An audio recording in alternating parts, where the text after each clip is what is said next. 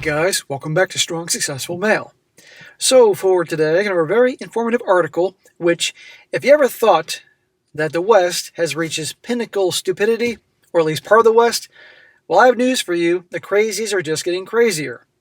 And the article is titled, Forget Love Triangles, Meet the Polycule with 80 People in It. And what is a polycule? Polycule? Well, it's coming from polyamorous. And essentially this whole article is about how, as if it wasn't bad enough, open marriages, polyamorous relationships with lots of different people in it, well, the crazies got to take it to a whole new level. Now they have a whole network, if you will, of all these other polyamorous people open relationships, open marriages, all swapping each other and that type of thing. It is crazy. And this article is focusing on the most polyamorous part of the United States, which is news to me, none other than Somerville, Massachusetts. Somerville, which is a northern suburb of Boston, where I've been to more than a few times, and I can back up, there's definitely a lot of freaking weirdos there. One of many reasons why I left that wonderful state. And I'm sure those that are in Massachusetts, you know Somerville and can back this up. Anyhow, this whole article is pretty much this interview, all these people that are part of this polycule doing this lifestyle, and to show you they're all nuts, and it's only getting worse. And this is why I say, for years now, Sodom Gomorrah 2.0. It's like the crazies reach a point that, hey, you know what? Things aren't wacko enough, so we got to find a whole new other way to make things even worse. And the sad thing is, all these boneheads vote. And you can imagine who they vote for. And they have their blue hair and man buns and avocado toast and piercings, and I can get the point. I can go on and on about these types, but the point is, this is a segment of our society. It's a freaking mess. But anyhow, and the worst thing is, you have articles like this, media, glorifying this, acting like this is becoming the new thing. It's ridiculous. The destruction of the nuclear family is just getting worse and worse and worse. So I got to report on these things, talk about them, roast them, make you all well aware of this, so it doesn't get any worse than it already is. But yet, I've been doing this 5 years, and things are getting worse in some elements. So, this is a long one, so bear with me here, but you definitely get your entertainment today. Oh, by the way, guys, you can see around me, this is not like grass and trees and yards and squirrels. September, it rains every freaking minute here, so I try to film today in my normal spots. Every time I filmed, it rained. I came back home, it stopped raining. I go out again and film, it rains. So here I am in the garage, so bear with me. So it starts off, says here, on a suburban street in Somerville, Massachusetts, there is a white clapboard house with a note next to the doorbell that says, if no one answers at number 3, please ring number 4, and vice versa. On the top floor lives Jay, 56 years old. In the bedroom next door is his partner of 12 years, Ash, 44. I'm assuming Ash is Ashley. Next door is Ash's husband of 19 years, Chris, also 44. Chris spends a lot of time in the connected apartments downstairs where his sweetie, Cal, who's 36 years old, lives. Ash has a boyfriend more than 3,000 miles away in California as they date on video calls, as well as a sweetie over the state border in Connecticut. Jay has another partner 1,000 miles away in Chicago, and he recently split up with a live-in girlfriend who moved out. Are you keeping up? Okay, I got a freaking headache. All that. Yeah, Sodom Gomorrah 2.0, we're just getting started here. This is, to use a vernacular, a polycule, or their vernacular, a polycule. A group of people who are romantically connected in one way or another. Perhaps, obviously, their lifestyle is enabled by polyamory, which is when people have more than one romantic partner at the same time.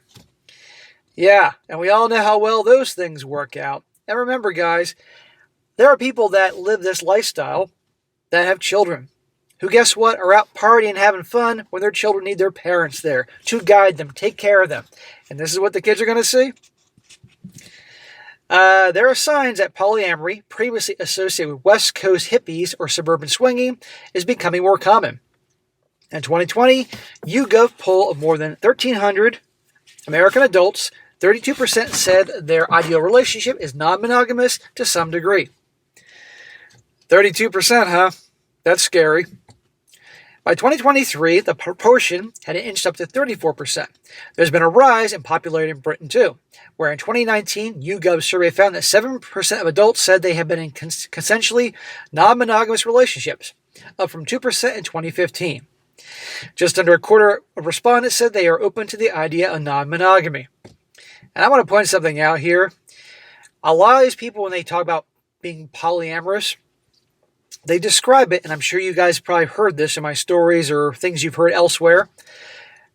They describe it like an orientation, where one day they discovered that they're polyamorous, like the way someone might realize, that the gal is into girls or the dude is into dudes, and therefore are not responsible for if cheating were to occur or things like that, which is a steaming pile of smelly crap. I'm convinced one day that some governing body will make it out to be that polyamory is actually, I can't think of the word, but basically a trait, a quality that somebody can't control, and therefore excuses them for the mess that they may cause from cheating and all that when they're in a regular relationship. And people like me that poke fun at this and roast them will be labeled big giant meanies, if you will, and have their videos taken down. But for now, I can roast this. References to polyamory are increasingly laced through pop culture in TV shows such as Succession and Scenes from a Marriage, and reality shows including Channel 4's Open House, The Great SCX Experiment, and last year we saw the publication of the instant New York Times bestseller, More, a memoir of open marriage by Molly Roden Winter, a Brook Knight who battles through the peaks and troughs of non-monogamy, all while the kids are at home. Yeah, nothing like TV and movies to brainwash the masses. Gee, that's a first in history. I'm sure you're picking up on my sarcasm here. Somerville, a northern suburb of Boston, is the most polyamory-friendly city in America, a haven for people and their girlfriends, boyfriends, spouses, them friends, honeys, and sweeties. It is a left-leaning place with a smut-slam, dirty poetry readings in church halls, and yonic sculptures in the front lawns. With the universities of Harvard and MIT down the road, this is where people thrash out the politics of relationships, creating experimental ideal away from the confines and pitfalls of monogamy. Somerville, huh? Anybody from Somerville watching this? I know I got Massachusetts people watching this. You know about Somerville. I'm sure it's gone more, I like to say, left-leaning. Yeah, that's putting it mildly. God's sakes. In 2023, it became the first state in America to legally protect people in polyamorous relationships against discrimination. There you go. There you go. Well, it's got to become more mainstream before I can get in trouble for making fun of it. Not surprised. I left in 2023, and I've not wanted to look back.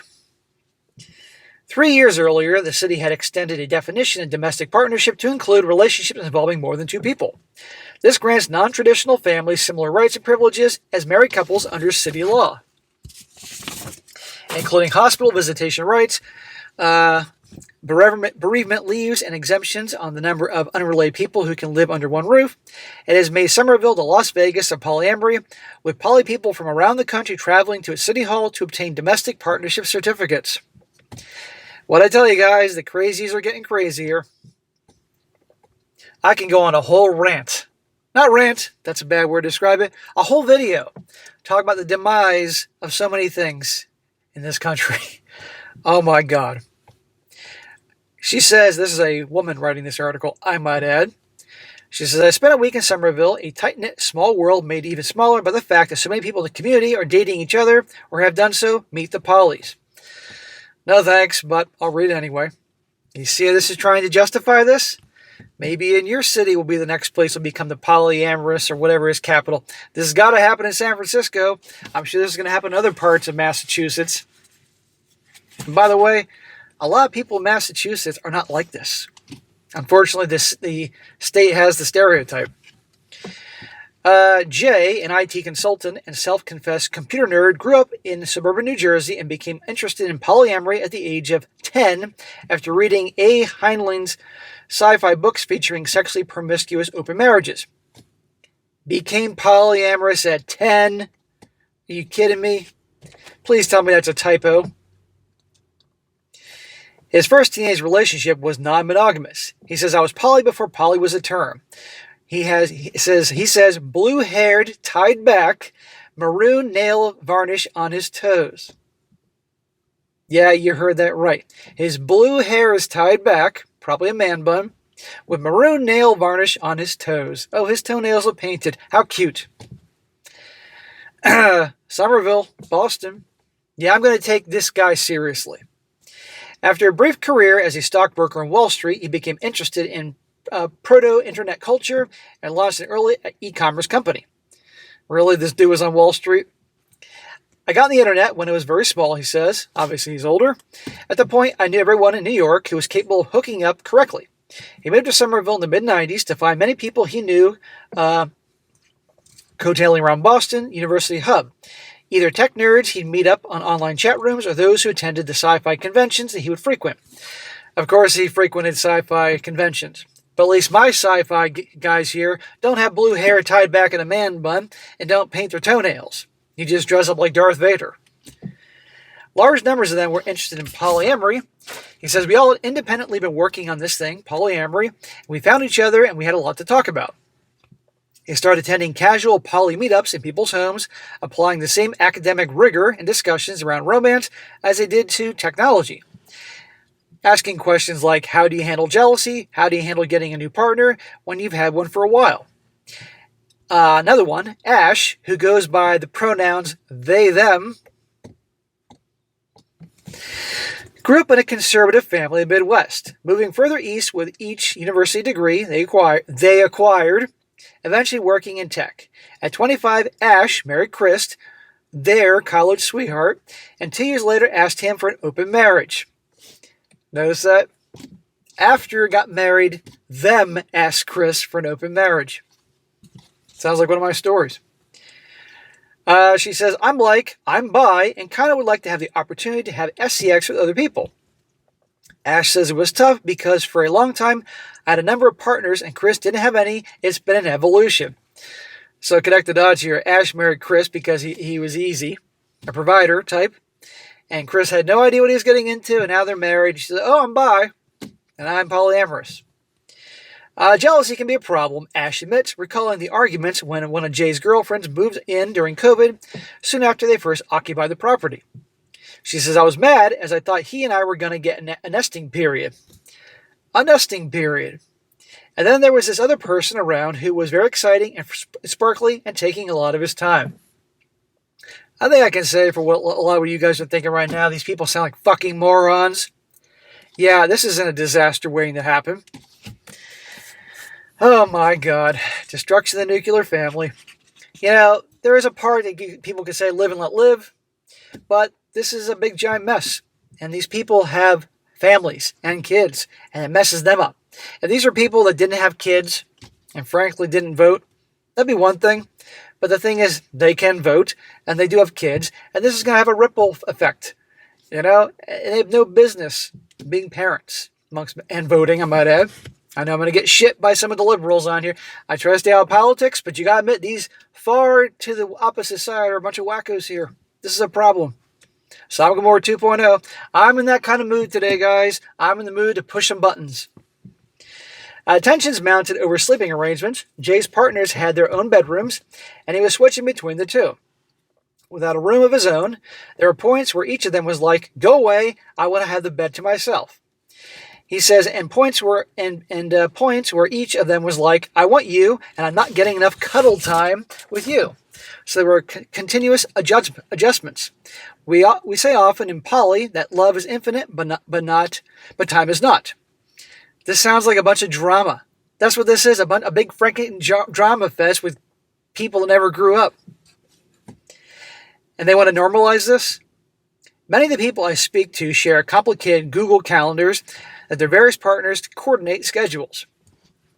Jay and that girlfriend broke up recently, which he is sad about, but he said there is an upside. If you're monogamous and you're just seeing one person and something happens in the relationship, it's like your whole life is blown apart. I'm grateful that I'm not in that type of position. Well, if you let your life be blown apart because one person you break up, you're a moron by having that much of attachment and putting all your happiness in one other person. But here's the thing. You can have a good relationship with someone, but you got to know how to handle it right. And the screening process and the vetting and having self-respect. This is a big giant drama fest for people that can't handle having one thing in their life, but a good thing. I'm sure these people probably have a very hard time making commitments to other aspects of their lives. They're probably very scatterbrained. I mean, that's just my interpretation of this. And this is supposed to be normalized? Really? Again, drama, drama, drama. It's like I'm watching a fucking reality TV show. It says here, the origins of the movement. Okay, now we're going to get a history lesson for all you history folks. Like every generation who thinks they have invented good sex, today's also did not. History is filled with non-monogamy. Kings in Mesopotamia and Assyria were permitted to take multiple wives. Male rulers in ancient Egypt were free to marry as many women as they wanted. And the ancient Greeks were encouraged to go wild with concubines. Polygamy, specifically polygamy, where a man has several wives, is still practiced in some Muslim-majority countries today. But these setups are conveniently a boon to the men only. Okay, it's been going on for a long time, and how well has that worked out? Now you can make the argument, hey, half the marriages end in divorces, so that doesn't work out either, so what the hell? Well, I think a lot of people are just very bad at relationships. They don't vet their people properly. There's a lot of things, but this is a giant mess. The 20th century marked the emergence of modern polyamory, the free love movements challenging societal norms around marriage, the sexual revolution of the late 1960s and 70s, as well as the feminist and LGBTQ movements, further dismantled the rigidity of before. Dismantled, huh? Yeah, because things have been so great ever since. The word polyamorous was first published in 1990 in an essay titled A Bouquet of Lovers, written by Morning Glory Zell Ravenheart, a self-styled witch. Oh, the origins of polyamory about something written by a self-styled witch. Does she have a fucking broom? Does she have a coven? Is her coven her polyamory polycule group? There were also these debates about what a terrible mashup the word was, because people who came from a more prescriptive grammarian point of view were like, you can't mix Latin and Greek roots. Jay says, but I studied linguistics, so I'm very well aware the language is super fungible. Well, good for you. He says, nerds got a nerd. Ash Singh suggesting, in 1997, the book that came out, The Ethical Slut, A Guide to Infinite Sexual Possibilities by Dossie Easton and Jenna Hardy was published. Yeah, I'm sure you guys have heard of that book, The Ethical Slut. It's a fucking oxymoron. Still seen as a foundational text, the Poly Bible. It popularized the word polyamory and defined it. The book clearly differentiated polygamy, one person having multiple spouses, from swinging, where couples explore sex outside their relationship, and polyamory, where people are able to explore love, intimacy, and romance outside their relationships as well as sex. Jealousy and discomfort, the authors wrote, were merely flags to your own insecurities, which should be worked through in order to find a lifetime of abundant love.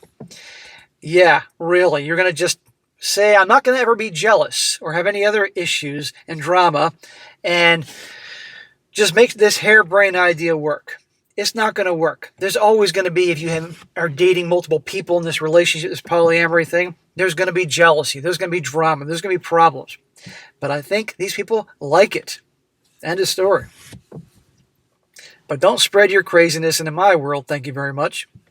Us Floridians have enough crazy in our world here. In these early stages, there was often a hierarchy. People had a primary partner to whom they were most committed, followed by a secondary, and so on. Oh, for goodness sake. In 2006, the Swedish activist Andy Nordgren published the Short Instructional Manifesto for Relationship Anarchy. Yeah, I'm going to take anybody seriously that wrote a book that had the words manifesto and anarchy in the fucking title. Yeah, that's going to work out real well. I know another book that has manifesto, and it's called the Communist Manifesto. That's a real good one, too. Promoting the idea that all relationships are equal, non-hierarchical. By this reckoning, your husband of 40 years has no more right to your time than the woman you met last night. Oh, okay. Non-hierarchical, I can't say it today, polyamory is now often held up as the only right way to do it, although this is a hotly debated online subject. There's a popular view that polyamory should be only non-hierarchical, seen as the purest, most progressive, and equitable, almost social justice oriented. Oh boy, when you throw in social justice, yeah, what can go wrong? And I like how they use progressive. coming from the word progress. I don't see much progress in this fucking thing. Says Jennifer Schneider, a Massachusetts-based relationship therapist. Oh, God. Others find this oddly prescriptive. Kathy, whatever her last name is, who's 70, was at the center of the gay rights movement at Berkeley in the 1960s and 70s, and is in two concurrent romantic relationships, each 50 years long. Oh, God. She says there is no utopian way or morality or ethically right way to be polyamorous. It's strange and ironic to me that some of the folks who are so into this non-hierarchical model are so puritanical and judgmental about it, it makes the individual king. Where do these fucking people come from? Another one. Willie Burnley, Jr., 31 years old, a socialist counselor and polyamorous mayoral candidate for Somerville, rejects any hierarchy in any relationship and describes himself as a relationship anarchist. We meet at the Diesel Cafe, a famous meeting point for poly folk in the area. I'm going to go back to this dude's stats. A socialist counselor? a mayoral candidate for Somerville? Oh boy. Burnley was ardently and passionately monogamous until 2015 when he had a shattering heartbreak. He says, I felt so bad that the relationship failed.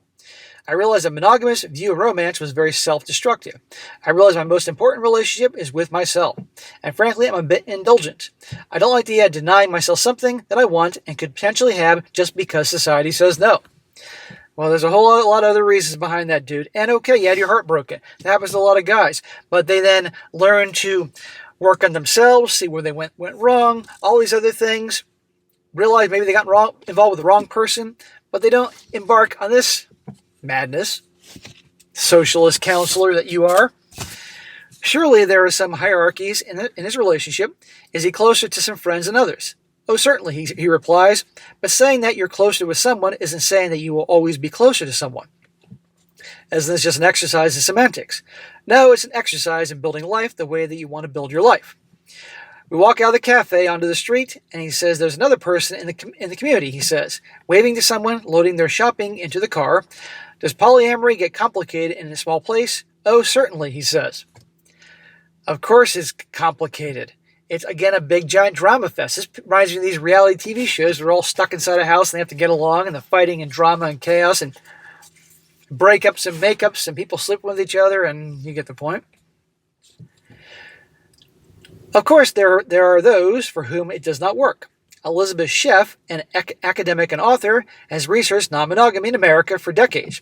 She started practicing polyamory in the 90s after her boyfriend told her that he couldn't imagine a life without it. Sheff went on to have a polyamorous relationship with another partner, and again in her later marriage to a woman. Okay. But as the years went on, she became increasingly unhappy. She says, we realized that while I had full access to other people, I never dated anyone, she said, I never wanted to. After some soul searching, she realized she was monogamous, and has been since. These fucking people. I'm doing this, guys, to show you the world we're in. I'm covering this because it's ridiculous, in my opinion. I have a lot of an opinion, and I know a lot of you guys agree with me here, but this is the type of thing that's trying to be normalized. Though I don't think it's malicious, some people within the polyamory communities are very self-impressed with their own evolved spiritual superiority, she says. Oh, you mean they think they're all high and mighty and think that they're the pinnacle of society? Shocker. They feel like everybody is truly polyamorous, and if we could just be honest, we could get rid of the monogamy completely. But some people are wired totally towards exclusivity, and it's not a moral failing. Yeah, the polyamory people think that, everybody else is just screwed up. And they're the high and mighty ones. Another part of this article, titled Mapping the Chaos, in another suburban home about 10 minutes away from the high street in another polycule, Ryan Malone, 39, a biochemist, lives here with his girlfriend, Emily, 31. A veterinary nurse. 4 cats is too many, says Malone, 39, as their pets go scampering down the corridors, covered in fake vines with art and fairy lights. Emily, his girlfriend, the veterinary nurse, has a girlfriend named Anna living nearby, whom she met while Anna was dating Malone, a bouncing Labrador of a man with a jaunty quiff and bright blue patchwork denim trousers. Among Malone's many lovers is a Comet partner in Toronto. A Comet partner? Listen to all these fucking terms. These are a bunch of fucking dorks that have their own club that come up with all these terms. Like, what can we name another thing here? Oh, a comet. A comet partner. Who he sees about 4 times a year. Another lover, Marissa, and a married woman in Vermont who has children ages 11 and 9. I'm like an uncle to the kids, Malone says. She's very open about it, and they know that their mom is Polly. The oldest son, and I read the same books, play chess together. Here we go. Now, this woman's from Vermont. I've been to Vermont a few times camping. There are a lot of fucking weirdos in Vermont. And you guys from Vermont know there are a lot of fucking weirdos there. This is a mother who has 2 kids. Single mom. Shocker. And she's seen this guy. And the kids know she's Polly. This is my point, what I'm talking about here. In an apartment upstairs in Somerville lives Nick and his nesting partner. Okay, another term, a nesting partner. Kit. They're both 39, trying for a baby. Oh, God. This kid's going to be so screwed up. Kit is an occasional romantic sexual partner of Malone and also has a number of other lovers. You guys keeping track here? And so there is no room for the cats, 2 of which are kittens adopted after Hurricane Helene hit North Carolina last year. I get attached, Emily says. I wish they could stay. Instead, the kittens are being adopted by another couple in the polycule who live elsewhere in Somerville. Please, how about give these kittens to a normal fucking household? There are probably over 80 of us in the polycule, Malone says. One member, a data nerd at Harvard, tried to build a 3D map of all the romantic connections, but it got so convoluted that it stopped being able to show information meaningfully.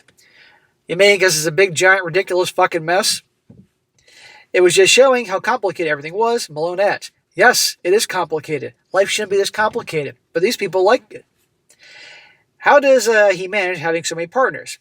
He says, I have comfort with complexity, grinning widely. Next section, orgies and heavy vetting.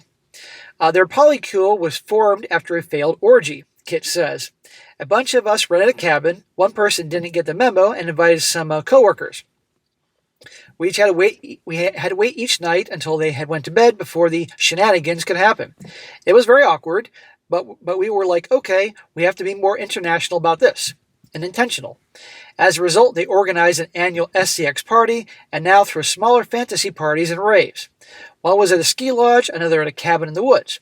The themes of the parties have included post-apocalyptic Atlantis, with trials by SCX to determine who the new royalty was, an alien petting zoo, and a murder mystery bonk.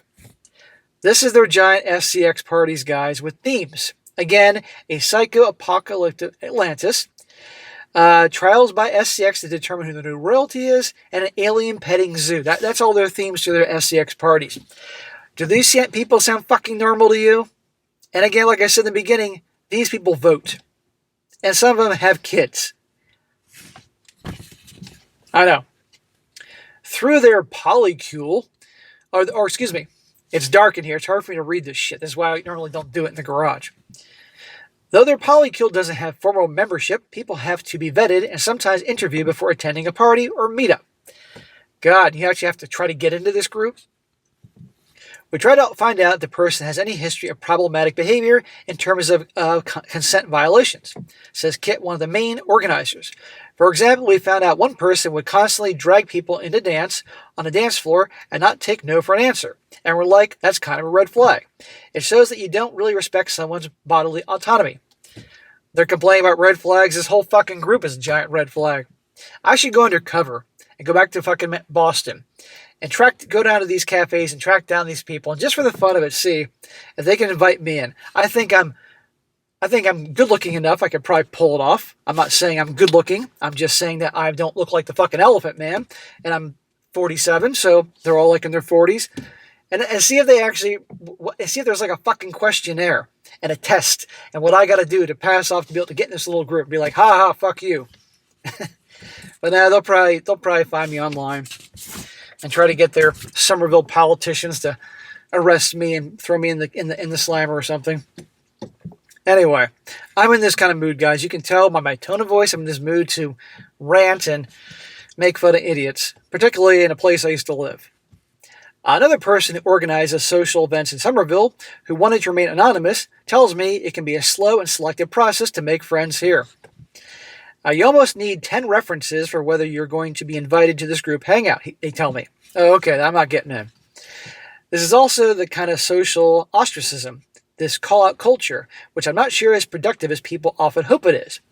Every so often, there will be a Facebook post that circulates that's like, just so everybody knows, this person did this thing on this date, and I no longer feel safe around them, and you shouldn't either. It feels like we're boycotting people the same way we boycott companies. Again, drama, drama, drama. The more people you involve in things like this, a club, the more likely there's going to be drama. And that's what I think these people like. Drama, drama, drama. But feel superior about their ways. Again, the problem is they can breed and they can vote. Here we go. This is the part that chaps my ass. The dream of raising kids. Kit, who uses the pronouns they, them, is British and grew up in West London. Their first teenage relationship was a triad. Oh, here we go, triad. Polyamory has felt like a natural part of Kit's life ever since. After a career in management consulting on both sides of the Atlantic, Kit now runs a workers' cooperative, moving from London to Somerville full-time in 2023. Because of the legal environment, Somerville's new anti-discrimination and domestic partnership laws, she says, I know my way of life is protected here and that it won't be a problem at the school gate. She means because of her polyamorous relationships or whatever. Kit first met Nick on the internet dating site OkCupid, but they only dated briefly. More recently, they found out they both wanted to have children, having seen poly friends start families themselves. And that's what pisses me off, raising kids in this environment. These kids are going to be fucked up. She says, seeing others have been really inspirational. You can do something weird out there and have a loving family. Nick says, in fact, the sense of community the polycule provides was one of the reasons that he decided to have children in the first place. It takes a village to raise a child, after all. What stressed me out with the monogamous relationships is that you have to be co-parents, lovers, owners of a home, friends, all in alignment. And if one stops working, then that's a problem that could crater the whole relationship. Being able to not need all those things all the time from one person feels very freeing. Guess what? People have been raising kids since the beginning of time and found a way. They didn't have to engage in your giant fucking crazy commune lifestyle here. Yes, they're not in a commune in the middle of nowhere in Vermont, but they're crazy commune in Somerville. I am absolutely against. If they want to live their life like this and they can't vote, fine. But when they can vote and have kids involved, that pisses me off. They decided to move together and begin the IVF process. Kit undergoing egg retrieval to eventually hopefully carry the child. She says, our relationship evolved to become romantic, but we started from a point of being friends, Nick says. They have separate bedrooms so they can bring other people home for dates for the night. It doesn't always feel great to hear your partner having SCX with someone else, Nick admits. If you don't like that your partner, of course he says partner, is hooking up with somebody else, then why are you in this kind of relationship? Because you're a moron. Come on here. It is causing you stress, but these people like drama. Mind over matter. We're almost done here. For those of you that have remained. Another of the connected groups is James, who's 43, who I met at lunch at the Life Alive Organic Cafe in Somerville. Of course, an organic cafe. He and his wife are the people adopting Malone and Emily's kittens. James, a web developer who has lived here for 15 years, has a varnished wooden ring on his marriage finger. As well as his wife, he has a girlfriend with whom he has an I love you style relationship, and he's casually dating 2 other people. His wife dates Malone, among several others. So this guy's married, has a wife, and has 2 other girlfriends, and his wife is dating Malone, who we heard about earlier. You all keeping track of this shit? It wasn't always this way. I was monogamous. Oh, back when you were monogamous. What a tragedy. I had this idea, white picket fence, having a wife in the suburbs, very standard stuff. But I had this epiphany. Like there's got to be something else. I was just effing bored. Then if that was boring to you, then you shouldn't have gotten married. But now you have all this drama. Around 2018, he started dating someone very exciting, slightly chaotic and dangerous, and incredibly gorgeous. Hear that? slightly chaotic and dangerous. Drama, drama, drama. They, there we go again with the theys, they were polyamorous. Every time I came out with some argument like, hey, this feels kind of crazy, they would have a really good answer. Of course, they has a very good answer. He has since learned there are two types of people who enter polyamory. Those who feel as if it's always been innate and generally find it easy, and those who have to unlearn everything they thought they knew and battle through extreme discomfort, after which he insists comes a sort of nirvana. You mean they became brainwashed? You must unlearn what you've learned? Okay, fucking Yoda. And this guy's dishonoring Master Yoda by saying that Yoda line. James was in the latter group, reading books and listening to podcasts and talking, trying to reason his way through the jealousy and fear. In other words, he's trying to brainwash himself to think like this small little group thinks. He says, I felt like I was on fire all the time, in both a good way and a bad way. I went through a long process of figuring out why these things were so upsetting and then changing myself so they were not upsetting anymore. Brainwashing yourself. For whatever reason, you had to feel like you had to be part of this group. He calls it deprogramming, as if his brain is a computer, he wants to work more efficiently. In fact, there's a feeling in this city that people want to create a sort of moral, sexual, romantic, and economic paradise, a safe space far away from the possession and monogamy. I knew a safe space was going to come up. I'm sure you guys are waiting for that term. A city of overeducated nerds, overeducated with their many degrees, all conducting a longitudinal study into whether human emotion and attachments can be done better. But is this about abundance of love or obsessive optimizing of life? In polyamory, is polyamory simply a cheat code to avoid negative emotions by no longer relying on one person? It does help to have more than one basket your eggs are in, James says with a smile. Absolutely. So there you go, guys. I know this is a long video. What are we at? Let's see here. 36 minutes. 37 minutes at this point with the intro here. And for those of you who remained, I appreciate it. This is fucked up. I saw this, I had to cover it. Particularly because it's from Somerville, not too far where I used to live. Yeah, there are a lot of fucking weirdos in this world, and apparently their kingdom is in Somerville. So for any of you guys out there in Boston that know about this, I'd like to hear about your comments. So guys, I'm not saying necessarily this is the direction that our society is going, but I will say this is a section of our society that's trying to convince us this is how things ought to be. It's ridiculous. And like I said many times, I can't stress this enough, if they couldn't vote and they couldn't have kids, I'd have less of a problem with this. All jokes aside, mainly about the kids, because the kids are going to be messed up by this whole thing. And I guarantee they're going to argue, oh, that's just more love for the kids. Well, guess what? You can have the nuclear family, and those kids can get love, and they can get love for other members of their family, not in this thing where mom and dad are gone all the time, because it's not like the parents are going to be home with the kids all the time. They're going to be out there hooking up with this person, and they, them, and messing up the kids. Kids aren't going to know what the hell's going on here. These are just a bunch of grown-up children, in my opinion, that love drama, get easily distracted, easily bored. They probably all have ADHD, and they're trying to normalize this thing like it's normal. And they got protective rights in Somerville, Massachusetts, to be that type of couple, that type of thing. Now, again, if they couldn't vote and have kids, and they want to live their lives as they lived it and didn't hurt anybody, that'd be one thing. But I see damage across the board, and it's just a freaking mess, especially when they're trying to normalize this in some sense. So I'm sure this is coming to a city near you if you are in a blue city. I'm sure this is going to come to San Francisco at some point, and other ones, well, you get the point. And one day, maybe I'll be a big bad meanie for making fun of these types, because, again, the idea, which is trying to be sold to the masses, that this isn't just a choice, there's actually who they are, if you will. So therefore, when you hear these cheating stories I've covered, and these people say, well, I came out as polyamorous, or I have this, therefore I can't be blamed for cheating, doing this and this, it's just a way of getting out of accountability, and it's ridiculous. But until that day comes, I'll be roasting subjects like this from time to time. By then, probably the video will be taken down, but some of you will get to enjoy this and listen to me for 40 minutes in this particular mood I am here on a Thursday, go off about this subject. Anyhow, guys, there you go.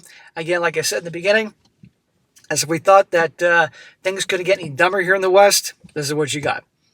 All right, guys, that's it for today. Be sure to comment down below. Let me know what you think about this. And, guys, you find a good article you want me to cover, or you got a good story that you want me to read, send it my way, strongsuccessfulmail@gmail.com. And if it's a good one, I'll definitely cover it. And be sure to like the video, share with your friends, and subscribe. I'll catch you next time.